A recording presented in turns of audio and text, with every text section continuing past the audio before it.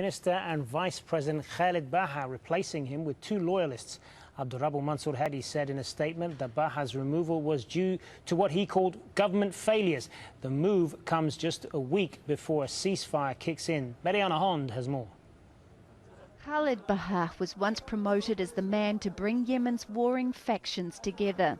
He was known for his consensus politics, a rare figure who seemed to get on with deeply divided groups.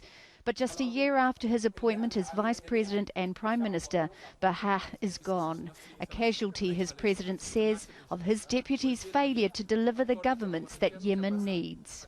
In a statement, President Abdurrabbu Mansour Hadi said Baha's government had failed to ease the suffering of our people, resolve their problems and provide their needs.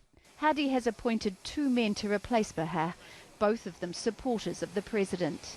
Ahmed Abeid bin Dagher is a long-term politician. He will take up the role as Prime Minister. And then there's Ali Mohsen El Ahmer, a senior army commander who's well known, but not always well liked amongst the various competing groups in Yemen's conflict. He's to become Hadi's new Vice President. It's very interesting timing. What we're looking at is this decision coming just 2 weeks before peace talks in Kuwait are set to start, roughly a week before a ceasefire is set to start.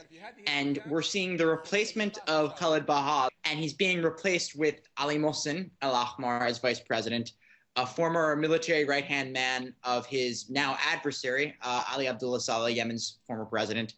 And Ali Mohsen is, I would say, in a country of controversial politicians, he's one of the most controversial ones.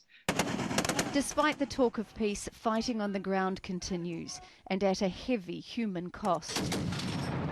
The UN says more than 6,000 people have been killed since the Saudi-led coalition airstrikes in March last year. Around half of them were civilians, and almost 1,000 of those were children. People were starving well before Houthi rebels swept into Sana'a in September 2014. Now more than 80% of Yemen's 24 million people need humanitarian aid. Backed by forces loyal to former President Ali Abdullah Saleh and with the support of Iran, Houthi rebels still hold the capital and 8 of Yemen's 22 provinces. A year of airstrikes have not managed to break their hold. The differences between Hadi and Baha were no secret, but Hadi insists Baha won't be gone completely, saying his former deputy will remain as a presidential advisor. Mariana Hond, Al Jazeera. We're going to take a quick break now, but plenty